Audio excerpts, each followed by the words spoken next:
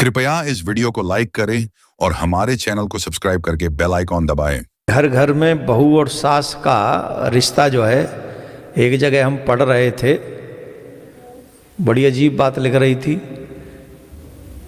सास किसको कहते हैं? बोली जो चैन से सांस न लेने दे उसे सास कहते हैं। बोली ननद किसको कहते हैं? बोले जो जीवन में आनंद न आने दे उसे ननद कहते हैं। बोले हस्बैंड किसे कहते हैं? बोले जिसने जीवन की सारी खुशियों की बैंड बजा के रखी हो उसे हस्बैंड कहते हैं। तो ये तो एक लौकिक बातें हैं। संसार में हंसने के लिए लोग कुछ भी बोल सकते हैं, पर अगर यहां पर बच्चियां इस बात को समझें कि सासू मां का मतलब क्या है। हमें जन्म देने वाली जो मां होती है ना, वो 20-25 साल की मां है। उसके साथ जो आप जन्म लेने वाली मां के साथ में रहेंगे, 20 से 25 साल तक की आयु में रहेंगे। उसके बाद आपकी मां आपका कन्यादान कर देगी। अब हो सकता है जब आप सासू मां के पास जाएं तो कई कहियो की तो सासू मां होती ही नहीं, पर जिनकी सासू मां होती हैं वो भाग्यवान होते हैं। जिनकी सासू मां होती हैं वो भाग्यवान होती हैं। क्यों? आपकी मां सिर्फ आपको बेटी बना सकती है, बहू नहीं बना सकती, गृहिणी नहीं बना सकती। आपको सही मायने में अगर कोई गृहिणी बनाएगी ना तो वो आपकी सासू मां है। वो डांटेगी भी, चिल्लाएगी भी, समझाएगी भी, इतना घी नहीं डलना है इस सब्जी में, इतना नमक नहीं डलना है, तुम व्यर्थ बर्बाद कर रही हो। अब देखो एक छोटी सी बात मैं बताता हूं। घर में 4 आदमी हैं और बहू ने 8 व्यक्तियों के लायक भोजन बना दिया क्योंकि अनुभव नहीं था। तो ये घर का लाभ है कि हानि है? अब 4 से 5 का बन जाए तो एडजस्ट हो सकता है, लेकिन 4 से 8 का बन जाए तो नुकसान है। क्योंकि जो चीजें आपकी 1 महीने चल सकती हैं वही चीजें 15 दिन में खत्म हो जाएंगी। इसका अनुभव देती है सासू मां कि 15 दिन की चीज 15 दिन चले, महीने की चीज महीने चले। अब ये मम्मी नहीं सिखाएगी। मम्मी क्यों, आपने कहा मुझे पकौड़ी चाहिए, मम्मी ने पकौड़ी, आपका स्वाद नहीं आया तो उन्होंने आपने एक खाई बाकी छोड़ दी। मम्मी तो कहते ठीक है कोई बात नहीं और कुछ बना दे। क्यों? वो मां है, वो बहुत कम डांटेगी, डांटना भी पड़ा तो। लेकिन सासू मां नहीं मानेगी। सासू मां तो सुनाएगी आपको, और सुनाएगी भी, समझाएगी। और मुझे लगता है समझाना चाहिए भी। जिन स्कूल जिन कॉलेजों से आप निकल के जा रहे हो वो आपको घर चलाना नहीं सिखाते। वो नौकरी करना तो सिखा सकते हैं, लेकिन घर कैसे चलाना चाहिए नहीं सिखा सकते आपके टीचर्स। उन्हें खुद नहीं आता, वो तुम्हें क्या सिखाएंगे? अब एक प्रश्न यह है कि हम जब नौकरी करते हैं तो हमें क्या जरूरत है घर चलाने की? नौकरी करते किसके लिए हैं? घर चलाने के लिए तो नौकरी करते हैं कि हमारा घर चले। नौकरी हम इसलिए नहीं करते हैं कि हम चूल्हे से दूर हो जाएं, हम रसोई से दूर हो जाएं, हम घर से दूर हो जाएं, हम परिवार से दूर, इसके लिए नहीं करते। हमारा घर अच्छा हो, सुख सुविधा अच्छी हो, सुविधाएं और बढ़ती चली जाएं, इसके लिए हम जो है घर चलाते, नौकरी करते हैं। पति किसके लिए काम करते हैं? भाई पति अगर नौकरी न करे तो बिजली का बिल कैसे होगा, आटा कैसे आएगा, आलू कैसे आएंगे? तो जब घर चलाने के लिए, नौकरी के लिए घर नहीं चलाया जा रहा है। ये आपको ज्ञान होना चाहिए।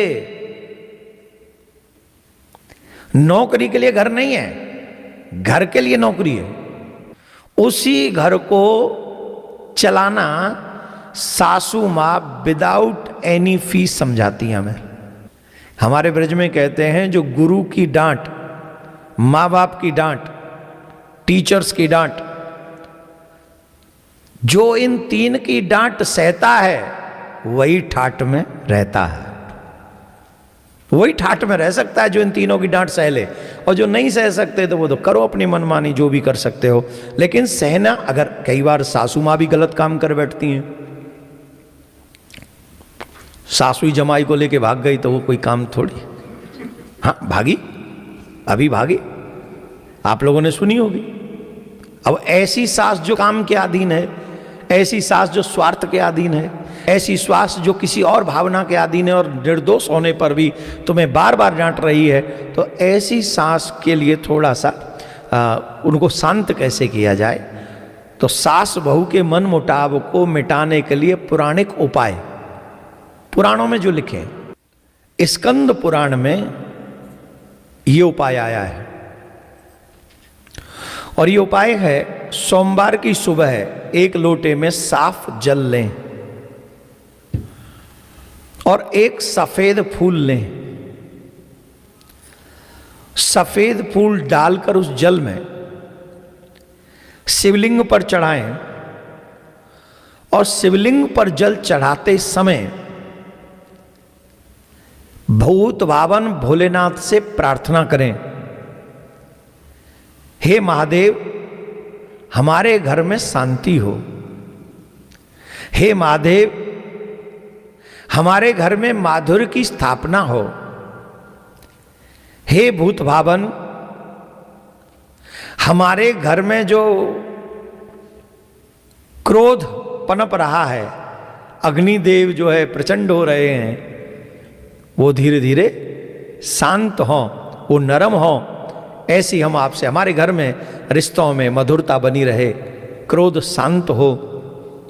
सासू माँ अगर बहू से परेशान है तो वो सासू माँ भी कर सकती है उपाय, और बहू परेशान है सासू माँ के क्रोध से तो बहू कर सकती है उपाय। आप जल चढ़ाते समय जब ये प्रार्थना करेंगे तो after some time you will feel कि धीरे धीरे आपकी सासू माँ के स्वभाव में आपके प्रति परिवर्तन होगा, उनके स्वभाव में उनकी भाषा बदलेगी, उनका सौहार्द आपके प्रति बढ़ने लग जाएगा। और एक मंत्र और भी है जो देवी भागवत में लिखा हुआ है, देवी की उपासना के लिए आप इसका जाप 11 बार कर सकते हैं, मन ही मन में 11 बार कर लें, 21 बार कर लें, 51 बार कर लें। जितनी बार करेंगे उतना ही अच्छा होगा, कोई बुराई नहीं होगी। मंत्र आप नोट कर लें, नोट करके इस मंत्र को आप बोल सकते हैं, मन ही मन जाप कर सकते हैं। ओम एम ह्रीम क्लीम चामुंडाई विच्चे।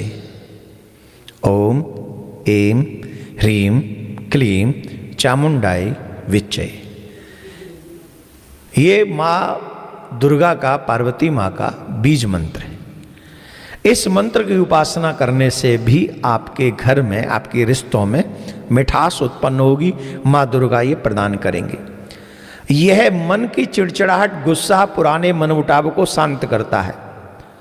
बहू चाहे तो ये कर सकती है, सासू माँ अगर चाहे तो भी ये कर सकती हैं। कोई भी इनमें से एक करेगा तो दोनों को ही इसका लाभ मिलेगा, दोनों के स्वभाव में परिवर्तन होगा। बोलो राधे।